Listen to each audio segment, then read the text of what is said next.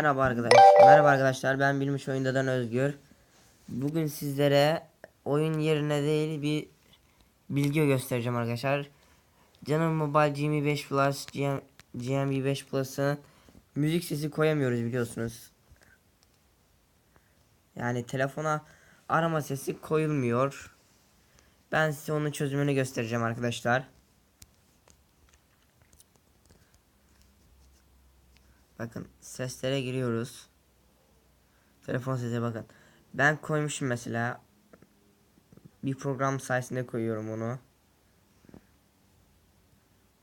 Sizlerle birlikte o programı kaldıralım ilkten.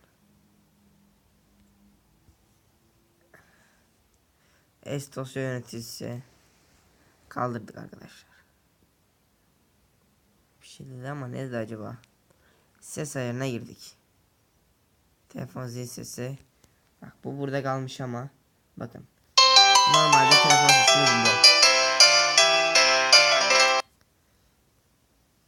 bu. Google Play Store'a giriyoruz.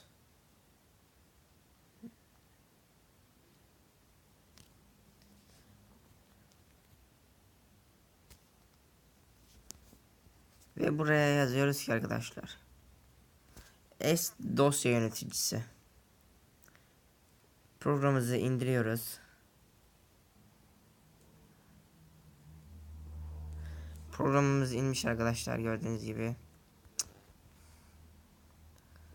Evet. Burası gördüğünüz gibi programımız. Şöyle bir program. Birçok şey yapabilirsiniz. Ayarlara giriyoruz. Ses. Şimdi telefon zil sesi diyoruz. Mobil deposu, medya deposu mu? Dosya yöneticimize. Dosya yöneticisi diyorsanız ve yalnızca bir defa. Yani ben onu seçebiliyorum. Siz isterseniz diğerlerini de seçebilirsiniz. İşte indirdiklerim bu. Mesela neye koyalım? Ölürüm Türkiye Marşı.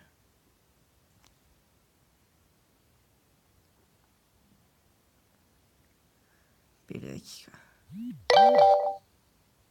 Bakın. Böyle koydum. Benim eski şarkım da buydu. Eski şarkım da buydu. İşte böyle istediğiniz gibi yapabilirsiniz arkadaşlar. Bir sonraki videomuzda